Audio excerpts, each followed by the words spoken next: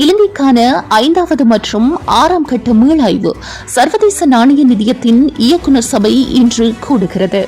விரிவாக்கப்பட்ட நிதி வசதி சீர்திட்டம் தொடர்பான 5ஆம் மற்றும் 6ஆம் கட்ட மீளாய்வுகள் குறித்து எட்டப்பட்ட உத்தியோகத்தர் மட்ட இணக்கப்பாட்டுக்கு ஒப்புதல் வழங்குவது தொடர்பில் ஆராய்வதற்காக சர்வதேச நாணய நிதியத்தின் இயக்குநர் சபை இன்று கூடுகிறது.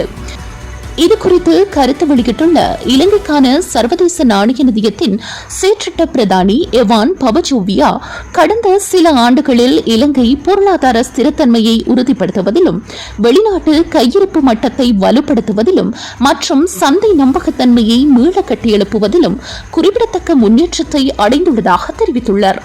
மேலும் அரசாங்க அதிகாரிகள் மேற்கொண்ட தொடர்ச்சியான நடவடிக்கைகள் காரணமாக பொதுமக்கள், முதலீட்டாளர்கள் மற்றும் ஏனைய பங்குதாரர்கள் மத்தியில் நம்பிக்கை அதிகரித்துள்ளதாகவும் அதன் மூலம் நாட்டின் பொருளாதாரம் படிப்படியாக ஸ்திரமடைந்து வருவதாகவும் அவர் சுட்டிக்காட்டியுள்ளார். இருப்பினும் அண்மையில் உருவாகியுள்ள உலகளாவிய பொருளாதார மாற்றங்கள் மற்றும் சவால்கள் இலங்கையின் பொருளாதாரத்திற்கு புதிய அழுத்தங்களை ஏற்படுத்தியுள்ளதாகவும் அவர் குறிப்பிட்டுள்ளார்.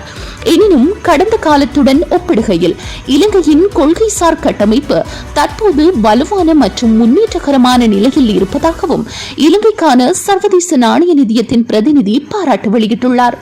அதேவேளை சர்வதேச நாணய நிதியத்தின் இயக்குநர் சபையின் ஒப்புதல் கிடைக்கும் பட்சத்தில் அடுத்த கட்ட நிதி விடுப்பின் மூலம் நாட்டின் வெளிநாட்டு கையிருப்பை மேலும் வலுப்படுத்த முடியும் என இலங்கை மத்திய வங்கி எதிர்பார்ப்பு வெளியிட்டுள்ளது. நன்றி.